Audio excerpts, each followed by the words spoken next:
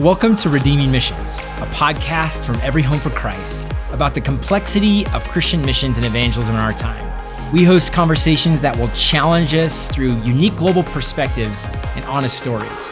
Redeeming Missions is a podcast for ministry leaders, passionate evangelists, and the rest of us who might be a little bit more cautious or even disenchanted with the topic. Together, we're on a journey to find the heart of what it means to carry Christ to our world. I'm your host, Tanner Peake, and I'm so glad you're joining me today.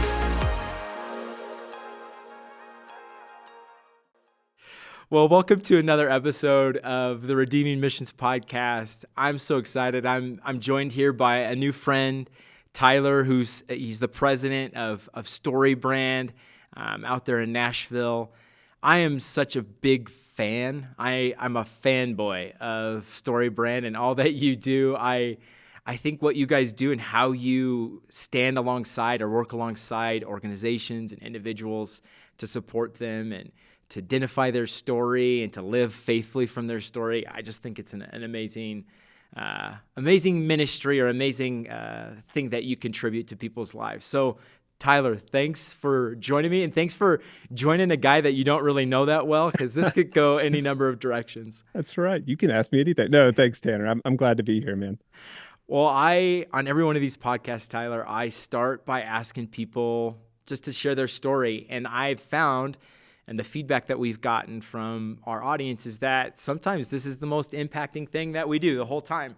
Is that people can relate to your story. They get insight, from your life and the way that it's come about. So give us the 10-minute version of your life. I mean, just everything about you that we would need to know. Go for it. Yeah, man. Gosh. So from North Louisiana, Yeah. I know we were catching up a little bit before, and that's a place to be from. It's a hard one to put, on the map for people. There was a show. It came out, 10 years ago, Duck Dynasty. It was on A&E. I think it had a moment. So that was in some ways good or bad, depending on your view, because it definitely was a certain type of, person that it would personify. But that's where I'm from. Wait, that's where Duck Dynasty is, from Northern Louisiana. That is it. Funny, if anybody knows that show, there's an intro where they're standing in front of this house. That is on the street that my wife grew up on. Whoa. So yeah, it's this kind of rural hunting, fishing area that's, not a whole lot to, it's not known for a whole lot outside of the show Duck Dynasty. Wow. So yeah, from there, born and raised there through college, moved down to Baton Rouge, spent a few years at LSU, go Tigers.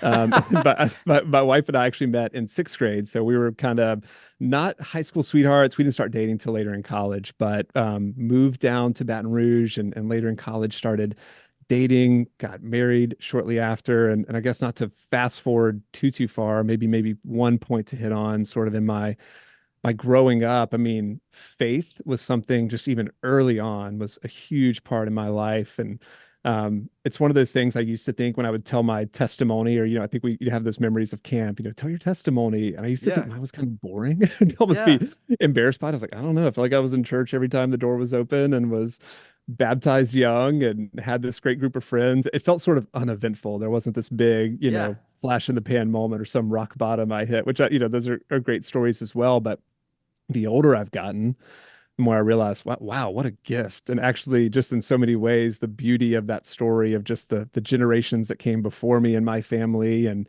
the faith that they believed in and instilled in me and the intentionality, just something simple to get up on a Sunday morning to get to church, the things that became a part of my rhythm and important, and the leaders and friends that introduced me to. I'm like, actually, wow, what a beautiful testimony in so many ways. It's what I hope to leave for my kids. It's almost this thing where they're like, yeah, it's just I did it because my parents did it, and I slowly understood who this Jesus guy was and why I wanted to follow him. And so anyway, that's from early childhood. That was the memories, being involved in church, the importance of faith all the way through middle school and high school, and very involved and just trying to find, however I could to keep this flame alive, something that I felt was, not just important, the meaning of everything. So kept that with me and took that with me into college and College flew by and into the workplace. And funny again, in our brief time, just catching up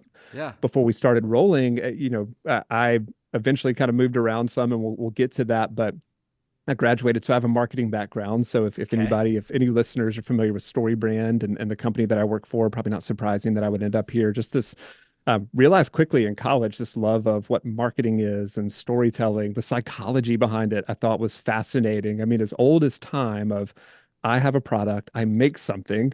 How do I bring this to market? How do I present this in a compelling way that a customer says, yes, I would like that. I will pay you money for that. Yeah. It helps me solve a problem. Thank you. And then just from there, all the creative ways that's evolved and is still happening today. It was just really interesting to me. So, leaned into marketing in college, graduated with a degree in that, and jumped right into randomly without. I'm just one of those people, and Tanner, maybe maybe you're similar. I feel like sometimes I'm not thinking ahead to the next day. Really, it's like I feel like you wake up with this diploma. It's like I guess I get a job now. I think that's. Let me check. Yes, that is the I next I step. think that's a crazy time in life. You get a diploma, and I Yeah. think you think that.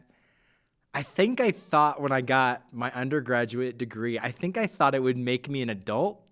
Yeah. I think I was like, I'm an Like adult magic. now. And then I was like, I feel the exact same way I did when I Yes. started this degree. And then you're like, I've got to provide. I've got to make sure that I make use of this degree. So yeah, I am a little bit Yeah. like you. I think there was this kind of come to Jesus moment after I finished my undergrad where I Yeah. realized I've got to now live my life a little bit.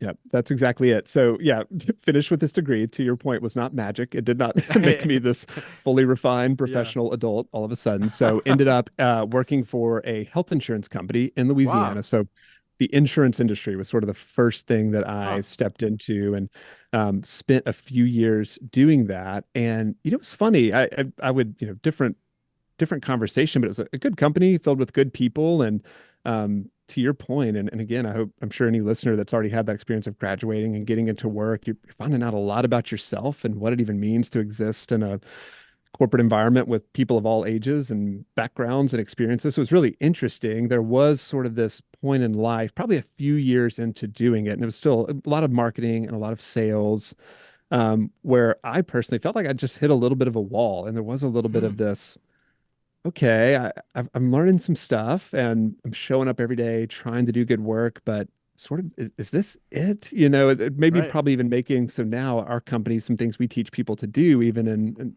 I'll get to that in a minute, but probably making a lot of those mistakes early in my career, thinking, hey, if I'm selling something or if I'm marketing something, I think I just need to talk a lot about me and our product and how great it is. And it just even stuff like that. I was like, is it me doing these presentations sort of for the rest of my life? That's how you work when you're in your mid 20s. Like, is this forever?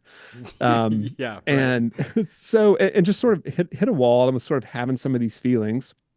Funny enough, about that time, I found a podcast called Building a Story Brand. It was by Yeah. Donald Miller, and I was Yeah. familiar. So, I currently, again, work at Story Brand. Our CEO and owner is Donald Miller. Some listeners may be familiar with him. He wrote a book called Blue Like Jazz. Yeah. Gosh, I'd even hate to guess how many years ago, 15, 20 at this point, maybe. It's a Christian memoir that kind of came onto the scene. And at that time, um, was yeah, just something that spread pretty quickly throughout at least the circles I was in. Feel like everybody had a copy or Yeah. had read Same. it. So I was familiar with some of Don's work and his memoirs that he had written. And it was really interesting because as I'm finding this podcast called Building a Story Brand, it's Don, but he is basically pitching this idea of, hey, the things I've learned creating memoirs and movies and stories, the same reasons that we engage so much with movies and really great stories, and why it's one of the only mechanisms that can make us stop daydreaming because it engages us and pulls us in so much.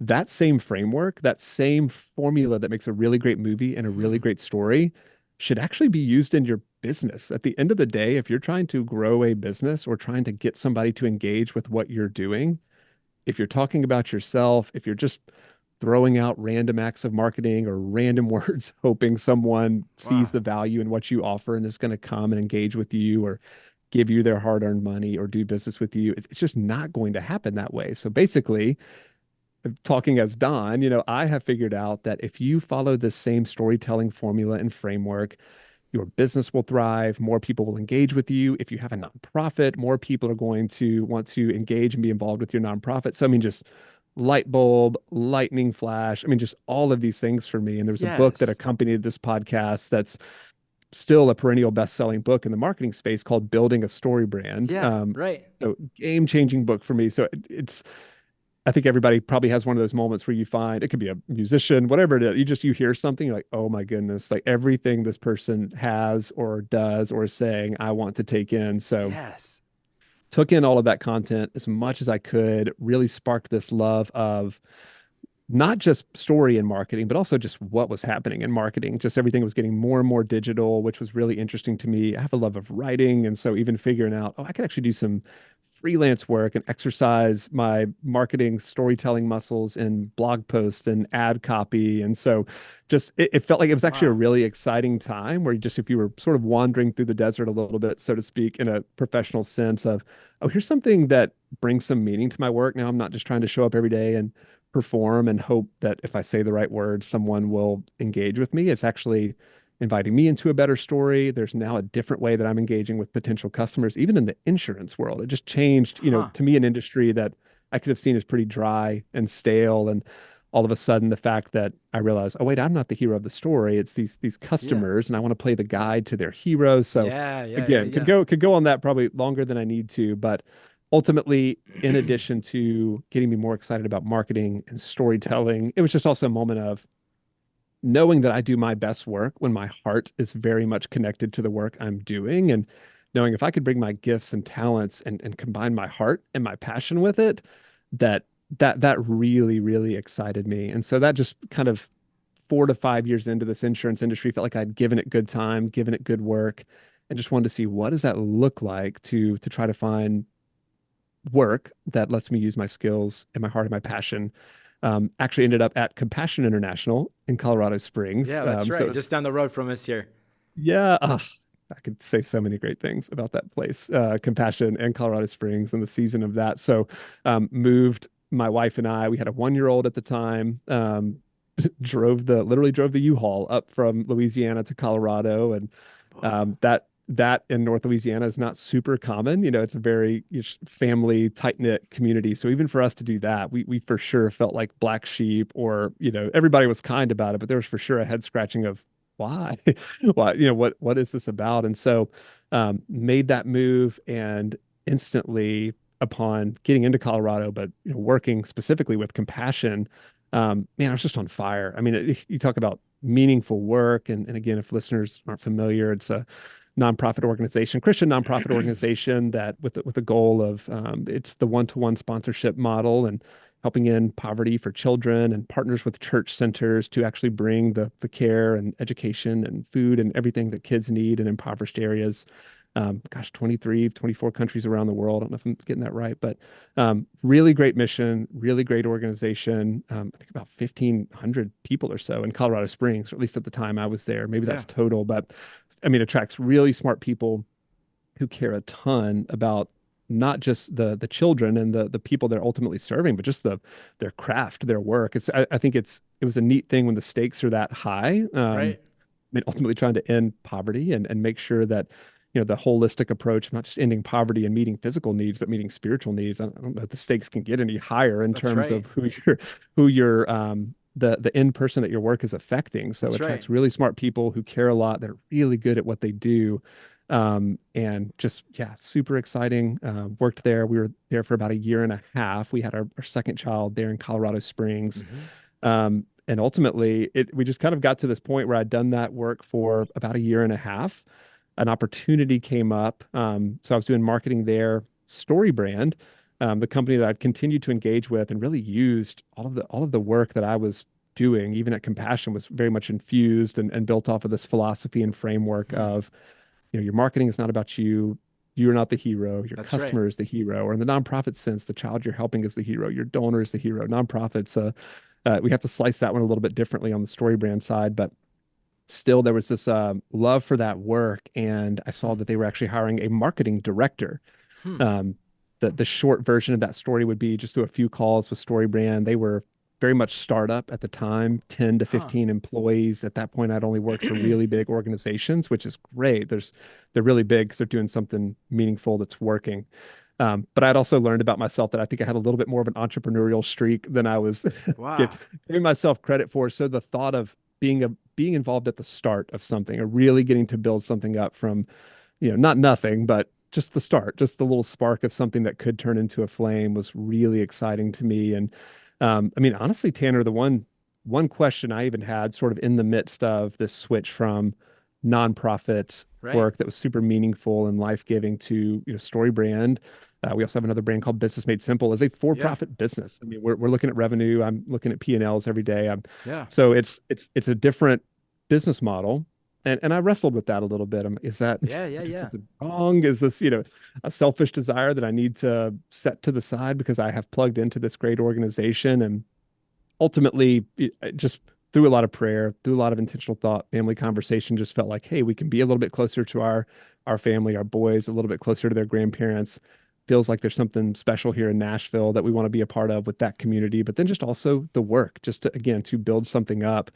And one thing that I figured out really quickly about StoryBrand, which I found interesting, is even though this was a for-profit business, there was still such a mission mindset to it. We still to this day we have something called key characteristics, which is basically if you're going to work here, you have to have these characteristics and have to embody them. Yes. And one of those is that we're advocate minded. And I love that. It was we instilled that early on when I joined. We still every Monday on our staff meeting, we go through our mission, we go through our key characteristics. And one of those is we're advocate minded.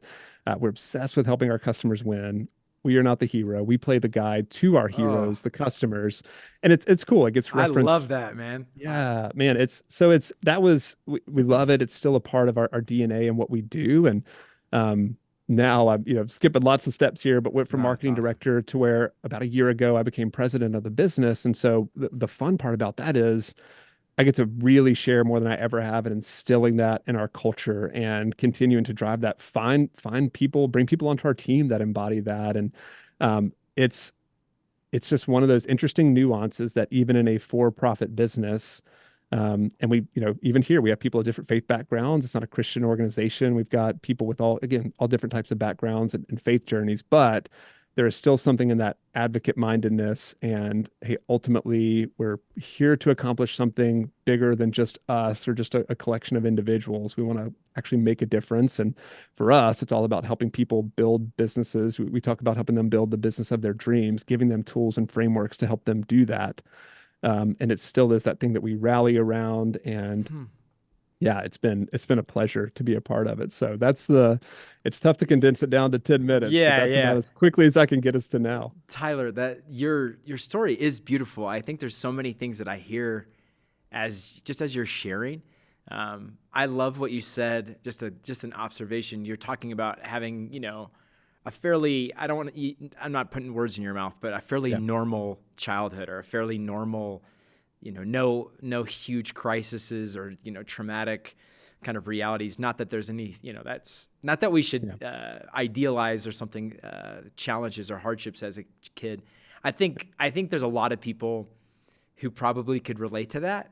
I'm thinking of my own wife actually, of just saying like, sometimes my story is a little, it's hard to see and discern my story because it seems like I had such, the contour lines of my life have been so predictable.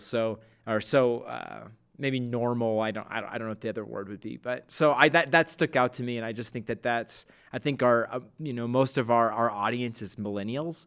And so I think of the person who's maybe has felt that, hearing your story, that just jumps out at me. But the question I wanted to ask you, you said a couple things, a couple different times in sharing your story. You mentioned passion. You said it a couple different times. You left Louisiana and you came to Compassion, and it was just fire. It was incredible. For a person who's listening and just trying to discern their own story, how did following your passion, how did that play out in your story? Or how did you learn to follow your passion or discern even your passion over the years? It's a great question. The first place my mind went when you asked that is, and I don't think I had the awareness to think about this on the front end of things, even as I'm going Yeah. after the compassion opportunity.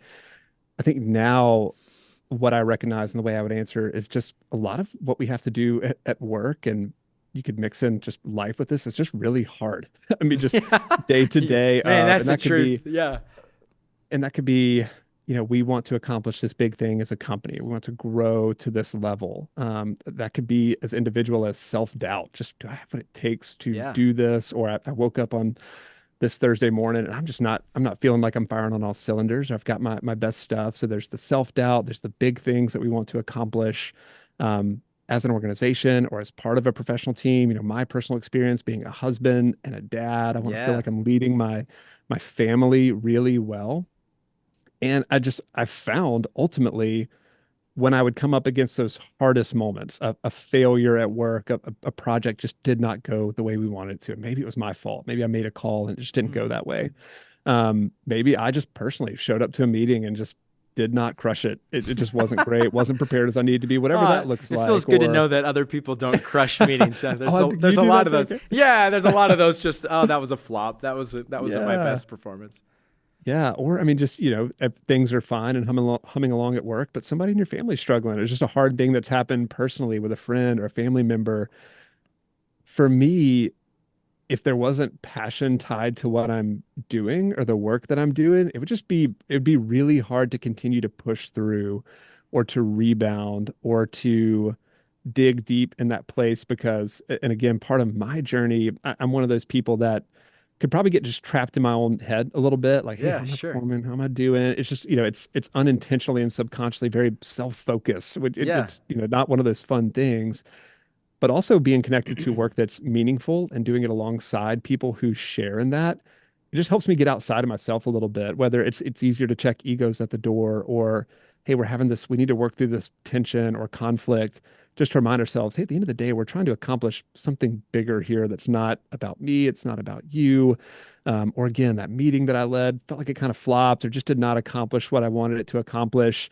It's just always the thing that brings me back and helps me get traction moving forward again, to say, hey, you know what?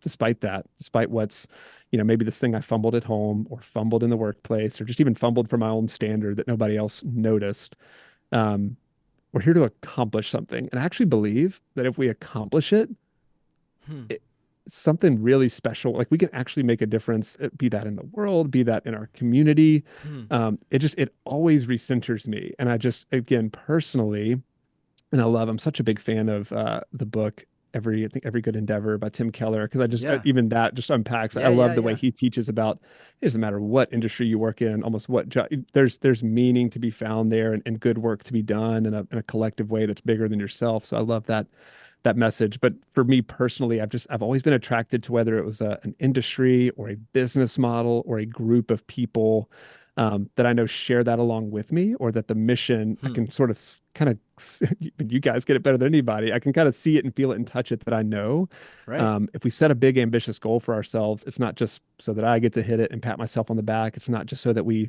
make more money as a business or as individuals. It's lives are changed. It's we are, giving people tools they need to build their business so that they can support their family. It just, the passion and the mission. It's the thing that makes me lean in. It's the thing that makes me bounce Hmm. back after a tough day.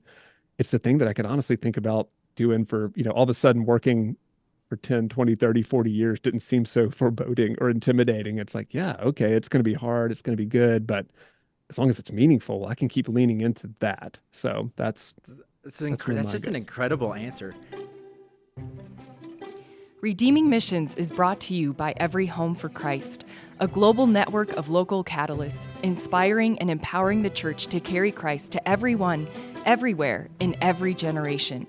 We have teams in over 155 nations, partnering with local churches and believers to make sure no one gets left behind or overlooked, because the good news of the gospel is for every person on earth. We're not just doing this for the numbers. We're here for the body of Christ worldwide, and that includes you. Every single believer is uniquely called to carry Christ to our worlds, and it's going to take all of us. Find out more and join us today at everyhome.org. I like what you just said, the passion, the mission, they keep you in a way. They keep you grounded in the midst of difficulty and challenge. You know, a lot of the guests that we have on this podcast are from all around the world. And there's stories, we hear stories of people from anywhere from Mexico to the Middle East. And so you're hearing a lot of diversity. You're hearing a lot of people, you know, living out their passion in just various ways. And I'm aware that if I were listening to this podcast, you're hearing a lot of almost heroic conviction and heroic faithfulness to people living heroically into their stories.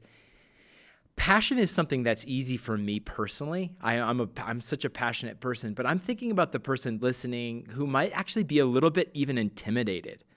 They're hearing all of these stories of passion and they're wondering, how do I find my passion? How do I actually identify through my story? How do I read my story and find my passion so that I can live like Tyler's living or like Gloria's living in Mexico or all of these other guests? How would you answer that? If someone, you're sitting across the table drinking a coffee with someone, they're saying, Tyler, I want to find my passion. I can't find it. How would you respond to that? It's a great question. You know, it's even if I were thinking about my own story in that, because, you know, I talked about being in the insurance industry, which for me was a little bit black and white. And if you'd had coffee with me at that moment, I'd been like, I'm not living into my passion. This is whatever the opposite of that is what I'm doing. And I think at that point in time, or if I'm sitting across the table having that cup of coffee and somebody's asking me that, I really would just first, because I think this is one of those things we know in our head that's like, hey, there's no magic job. I mean, even the fun work that I've gotten to do, there was hard in that. It's, you know, it's always easy just to talk about the highs of that. There's no perfect job. There's no perfect group of people, even here. I mean, we got all kinds of warts and problems that we try to work through every day. But in terms of finding that passion, it is at the end of the day, you know, for StoryBrand, for example, we talk about the power of helping people solve problems. And even going back to that story formula that I was talking about, basically in every story, there is a hero. They encounter an obstacle or a villain that they need to overcome, and they need a guide. I mean, every story, Luke Skywalker needs Yoda, Katniss Everdeen needs Haymitch, Frodo needs Gandalf. In every story, there's going to be a hero. They have to do something really, really hard. They're faced with something big, and they need a guide. And what I do find is there is something just so life-giving and sort of, it can help unveil your passion or help you find the passion where you currently are when you start to play that guide for people. And I think maybe mistakenly, sometimes we think, well, you know, guide, especially when I use terms like Yoda and Gandalf, like, isn't that like 40 years down the road when I have enough wisdom to even do something like that? But ultimately, when you boil it down even more simply, it's just when you're helping people solve a real problem that they have so that they get to experience success, whatever that looks like to them. That could be the success of being involved in a mission that they really care about as a donor. It could be success in their roofing company is actually able to hire that employee that they need. I mean, you could go all over the map with this. So in terms of finding your passion, I would think, you know, for this person, whether they're just getting started in the workforce or they're currently doing a job and maybe not feeling that, it would be, hey, how are you helping people solve a problem? And really actually take some time to think about it, because I think it's just easy to miss that. You're doing a job, maybe you're not seeing that at all, but actually think about it. Like, how are you helping people? Everybody wants to transform at the end of the day. And that's where I even think business and faith gets really interesting, how what we do and how, you know, what I believe about the Gospels and the story of the Bible and Jesus, we all want to transform into something better, you know, from what we are into something better. And I think first, more people are doing that than they realize. So to even over that cup of coffee, you know, whether you're a real estate agent or in accounting, like there's some way that you're helping real people solve real problems to help them transform and experience the success they want to experience. And if you're not, or if you would just say, hey, in my current role or in my current job, I'm not seeing that at all. Or I feel like that thought is countercultural to how we operate or what we're doing. I mean, that may be something to take note of, and it could be something you could instill in the culture and in the business, or maybe that's something where you do need to go and find that in some other way. Not saying leave your job, but just, you know, those sort of creative outlets or whatever that looks like. But then too, I think what I love, and I would bet about this audience is it's people that are very heart forward, that have a lot of Yeah, gifts and that's right. talents. And so I think it also, there's a whole different conversation that could be had, especially Mm, around, if I'm just getting started or I'm early in the workforce, what gifts and talents do I have that I could solve the biggest problems for people that I think I'm uniquely wired to solve? yeah, That's when I think it gets exciting, because it's to your point, Tanner, I don't want to put it on some like ideal pedestal that it's like the perfect job with you at the perfect skill set, the right. perfect role for the perfect paycheck. Because that's, who knows, that may happen and it may not. But I do believe in terms of a life well lived and sort of waking up every day with that little bit of flame and passion that keeps you going. It's when you look yourself in the mirror and say, to the best of my ability, with the opportunities I have right now, I really think I'm using the skills and talents I have to make a difference and to solve some problems for people, for my employer, for the end customer that we're serving. Um, that's where my mind goes. It's just, and I know that could just meet people differently depending on where they are, but solving problems for people, if you can't see it right now, actually take some time. It may even be a journaling exercise. Like, hey, in my role, no matter how Yes. disconnected I feel from it, how am I solving a problem for a customer? And what do I think their life looks like before and after I've helped them solve this problem? And then if I'm just totally disconnected from that, what are some ways that I could start doing that? Or if I feel like my skills, gifts, talents are just not aligned with Right. how I'm currently doing that for people, that could be a fun thing to start to figure out. How can I use those gifts and talents to help people transform into who they want to be? Tyler, your answer is just so beautiful and profound and really universal in a way, because like you said, you could have that conversation with a real estate agent or someone in ministry or an evangelist or whoever else you could be sitting across the table from. There's something profound. I hear you say, helping people see that our calling, all of us, our calling is to live beyond ourselves. And I think in our time, there can be such a draw. I mean, I feel this myself to kind of self-actualization for myself. That it's kind of a self-centered self-actualization. I just need to figure out the right job for myself so I can live with prosperity, etc. And there's nothing wrong with that. There's absolutely nothing wrong with having big goals and big dreams. But what I hear you saying is a different way even of thinking about vocation and the things that we do on a day-to-day basis, to think about what is the problem that I'm solving? How am I helping other people? And that's a very countercultural, I think that's just a countercultural approach, but also a deeply satisfying approach. You said this when you talked about compassion. Is there a bigger, higher stake need than children in poverty around the world? And you said compassion is attracting intelligent, passionate people that are excited about solving that problem. And so I think there's a little bit of a framework that you're even laying out in terms of identifying your passion, or identifying the next step in your story. What is the problem that I can be a part of solving, or that God has put in my life right in front of me? Yeah. I think what's exciting about that, Tanner, to me, and hopefully for anybody listening, because it took me a while to figure this out. Like, I had to bump into a few brick walls before I learned this, is when I operate that way or approach my work that way, that can't be taken away from me. That's right. The perfect job or the perfect role or even the idea Mm, of it, that could go away. I mean, you could get it. And I actually, one gift I felt like I was given was to land a couple of what I would call my dream jobs. Oh, this great yes. nonprofit in a really cool city doing meaningful work, which it was 100%.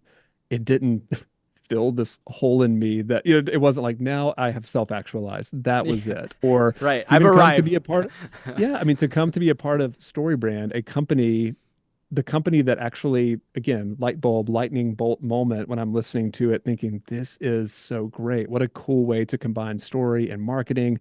All these years later, to get to move to Nashville and work Mm, right alongside an author and a thought leader that I really admire. So many great things, but same thing. It did not fulfill me. Like, I mm, am still the same broken person with the same selfish stuff. I mean, just it didn't help me self-actualize. It wasn't the end all be all. And all of that could go away tomorrow, be it the job or something could shift in our company. I mean, gosh, we learned that during COVID. Our business model changed so much. So mm. that stuff can go, but continuing to show up every day and say, hey, I believe the work I'm doing is more than just Tyler. There's actually, just a bigger bigger meaning behind, even as a Christian, how I Mm-hmm. show up and do my work and treat others, and this idea to keep solving problems for, my internal team, for external customers, uh, and the belief that if I keep putting one foot in front of the other there, that I won't ever just feel that total disconnect from meaning in my work. But also, I've just found, Tanner, time and time again, when I lean into those bigger truths, the bigger spiritual truths that I just believe are rooted in every heart, whether they know it or not, and just all of creation. It feels like when you just lean into that more, it's um, people recognize it, even if they Mm-hmm. don't recognize it, if that makes sense. Yeah. And it continues to open up interesting doors. Just where it's, hey, if somebody, I mean, I'm sure you can, anytime you've ever interviewed somebody where they've just got that thing where it's this person is working for something bigger than themselves, and I Yeah. really get like they probably don't know everything. They're probably not even the actual perfect person for this job, but somebody that cares that much, Yeah. that's going to continue to lean in and get back up when they get knocked down because they care about the work we're doing. You can't replicate that. And I just think, again, from a business standpoint, those are even the people I look for when we're hiring for our team. It's like, you believe in the mission of what we're doing. I think you care more what happens to our customers than what is happening to you. And I'll take that all day over somebody with the perfect resume. Oh, that's so profound. You referenced hero and guide. There's a framework that StoryBrand. I love how you frame these different roles in our life and in our world, even within our story. These are some of the story elements that we all have within our life. And I'm thinking of the book that y'all put out a couple years ago, Hero on a Mission. It's one of my favorite books all time. I love that book. It hit me right where I was at. It just helped me, that framework of hero and guide gave me language in my own spiritual journey, my own personal journey here at Every Home for Christ, but also just as an individual.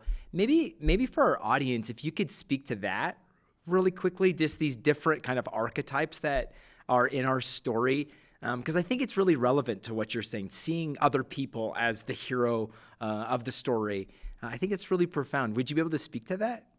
Yeah, for sure. So yeah, Hero on a Mission is such a good book. I think that was a couple years ago that Don Yeah. wrote that. It's really based on, and he'd be the first to say it was Viktor Frankl's Yeah. man's search for meaning. I think Don Yeah, was like, I'm yeah, just yeah, trying to put yeah. that on a little bit of a lower shelf because Yeah, it's so good. I've read that book. Um, That's a dense book. yeah, I so appreciate that.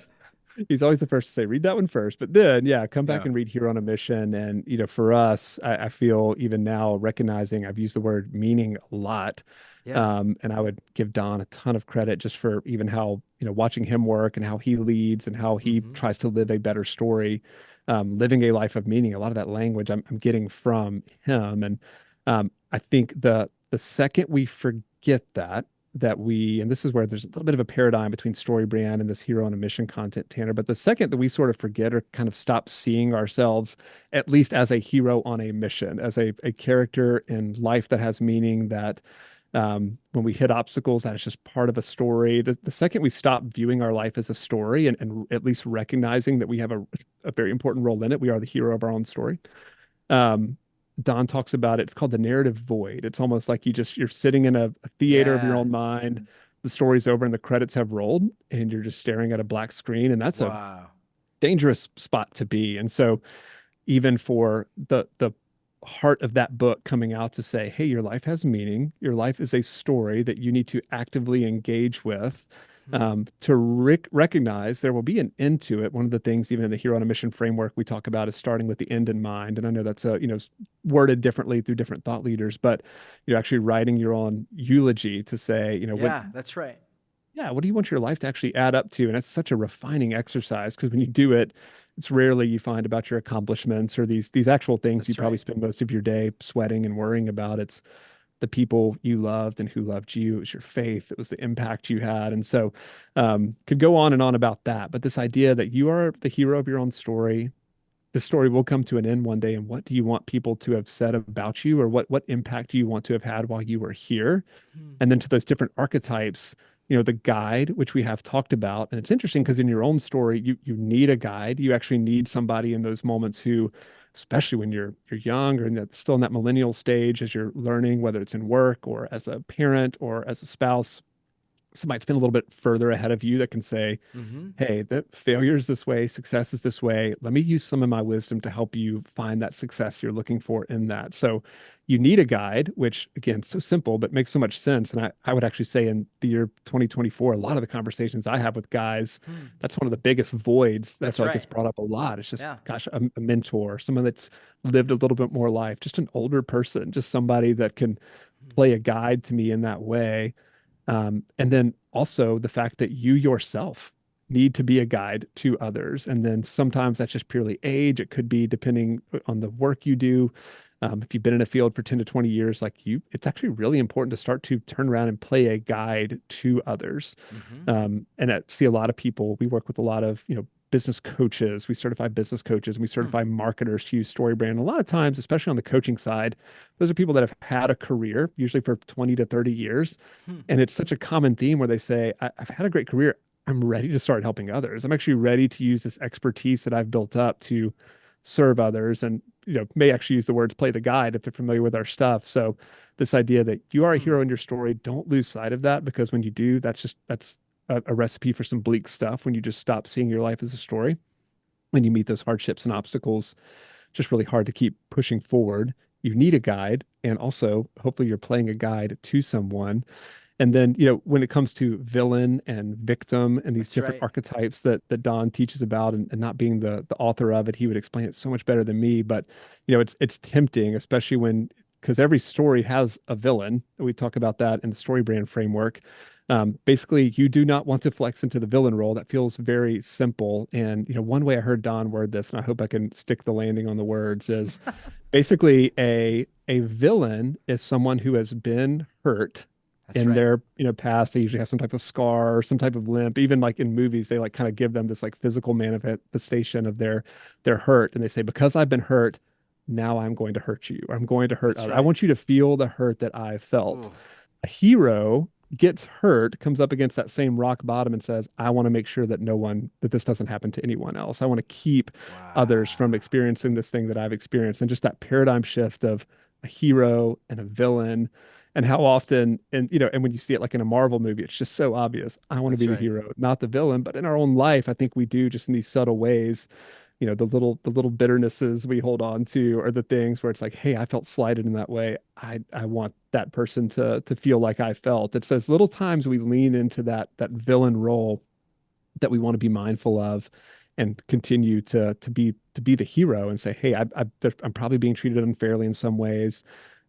Some people may owe me something, but I want to lean into the hero and continue, not lean into that villain side where I feel like I want them to feel the way that I felt. And then on the victim, that's the archetype where it's, Don, the way he would describe it is basically when I've been hurt or when bad things have happened, I need someone to come. I actually don't believe in a victim mindset that I have what it takes to help myself in the situation. And always with the big asterisk, especially when I think about an audience that's more international and mission minded. I mean, there are true victims in the world, but a lot of times, whether it's Mm-hmm. in America or just the little times that we play the victims for ourselves, we start feeling sorry for ourselves. We just want people to rush to our aid so that Yeah.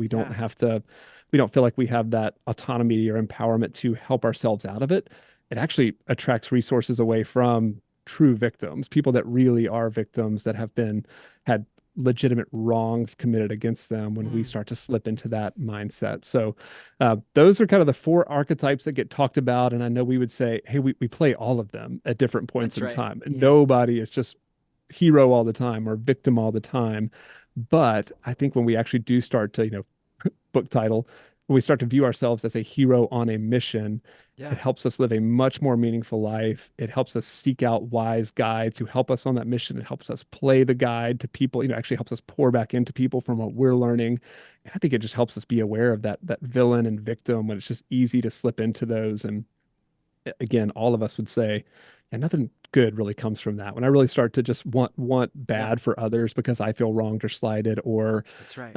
I a perceived slight to me, now I'm just feeling sorry for myself, and I'm gonna act in a way to just attract a lot of sympathy and resources that come to me that I really don't need, when I could actually get back up and course correct myself. It is. I mean, yeah, I remember when that book was being written, just pouring through it and being fascinated by it, but also totally changed the way I see creating a life of meaning. And yeah.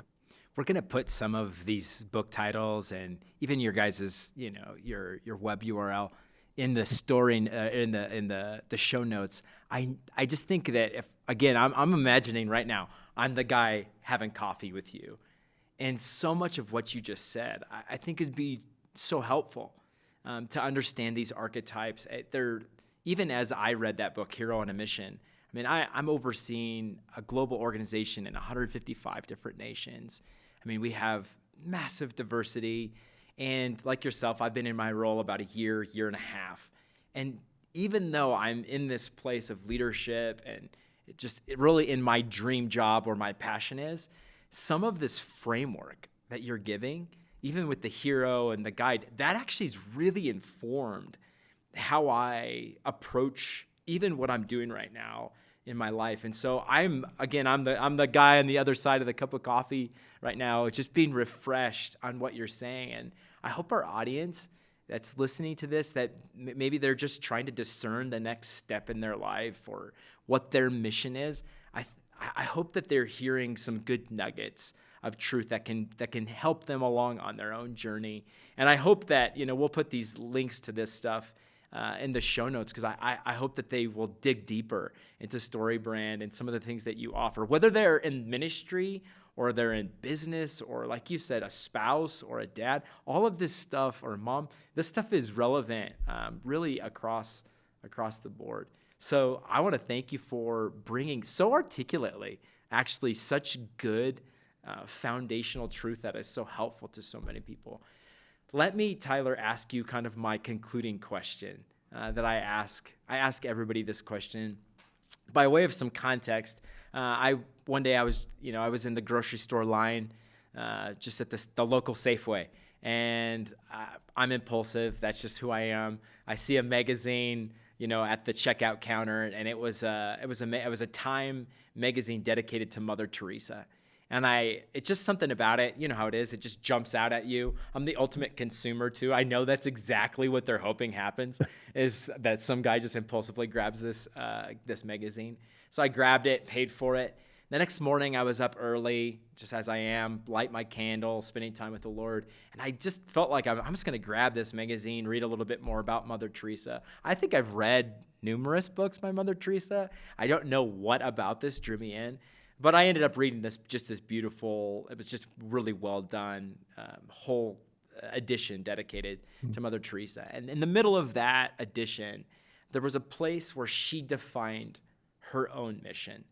And that Mother Teresa actually spoke to why she did what she did. And I think we all look and we understand kind of the heroic aspects of Mother Teresa. She lived her life beyond herself. But she had this line, this language that just struck me. It still strikes me. And it's language that we've adopted here at Every Home. But she said that her mission was to carry Christ to the marginalized. And that's my kind of synthesis of it. It was a little bit more articulate. But the part that jumped out at me was to carry Christ. I just think that's just beautiful imagery associated with that. The way that she said that, especially in light of her life. I ask everybody this question at the end of the podcast, and there's no right or wrong answer. It's just I like to hear different people's perspective. But when you hear that language, to carry Christ, what does that conjure up in your mind or in your heart? Man, I love that story. When I think of carrying Christ, for me, I would say, Tanner, on my best days, I carry Christ with me with a real awareness of what he did for me, how he stepped in for me. Almost the imagery that comes to my mind is, in a courtroom and I'm on the stand, deserving of the guilty verdict, and Christ steps in. And I think what that does for me, and that imagery specifically, is it pulls me out of, I mentioned it earlier, but just all the temptations to be self-focused and self-judgmental. How am I performing? Do I have enough integrity and enough righteousness? And it flips the narrative of, integrity and righteousness. No, I don't. It was Christ's righteousness that covers me. Am I performing well enough?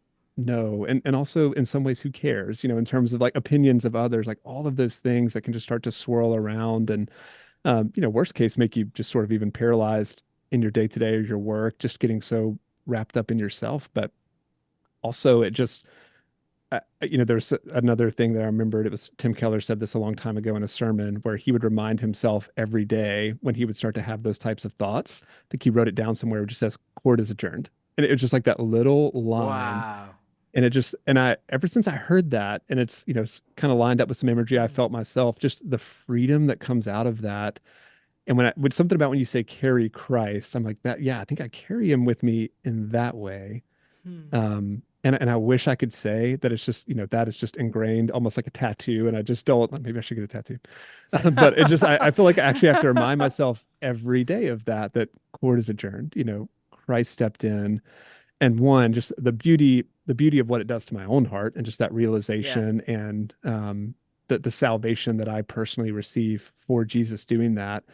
But man, I love that it helps me get out of my own way and stop worrying about myself. And when I think about any good I can do here, whether telling others about that Savior that gives me that peace in my heart, because, almost like how dare I keep that to myself, but also just any sort of impact I can have in the workplace, in my church, in my community, in my missions. I mean, the smaller I'm shrunk in on myself, that is just odds are small that I will have that type of far-reaching impact. Like I know, you and your organization are having. So that's how I carry him with me, is trying to have that as much as I can, that visceral, real awareness of how he stepped in and how court is adjourned.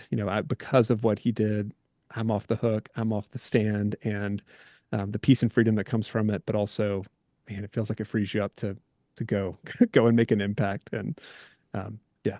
I love your answer. I think you might need to get a tattoo. I mean, that's what I heard. Right. If anybody knows, that is the big takeaway, I think, from this episode. Yeah, that was the thing that really stuck out to me. I have a couple tattoos, so I'm a tattoo guy. Tyler, thank you for your time. Thank you for your articulation. I hope you just know how your articulation of these things matter. It really matters to the people I think that are listening to this audience. It matters to me specifically. So you're a new friend to me, and I can already see just the way that you bless people and you minister to people through your articulation, your faithfulness, and just even that answer at the end. Really, the bestowed innocence that you get through Christ. Court is adjourned. The accuser is no more. He is our righteousness. So thanks for leaving us really with that, not tattoos. That was not what you left with us. I want to clarify to the audience. I feel like that's what I'm going to remember. Yeah. We're going to put in the show notes, we're going to really this will be a resource heavy show notes, because I want people to go and dig into more of Don and what StoryBrand is doing, Hero on a Mission, the various books that you put out. You have podcasts that are just amazing. Different services that you offer to people. So I hope that people dig in more. But thank you so much for your time. Yeah, thanks, Tanner. It's an absolute pleasure being with you. Such a big fan of the work you guys are doing, and thank you so much for having me. All right, so Peake, I just got to listen to your one of your most recent conversations podcasts with Tyler Ginn, the whole story brand, Donald Miller, that whole framework. Really cool conversation. He's got a really cool story.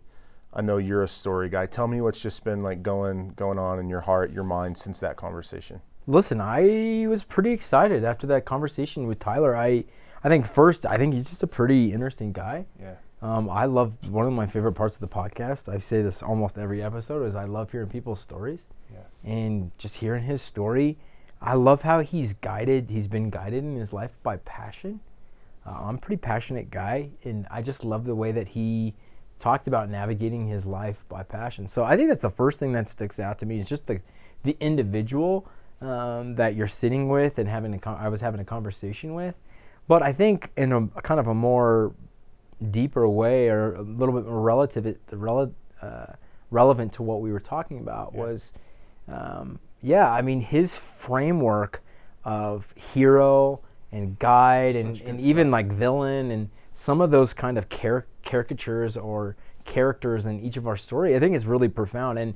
and even the idea that we're each the hero in our own story, and really just how that matters, and how it forces us to re-examine our story, to understand who we are, to understand how God made us.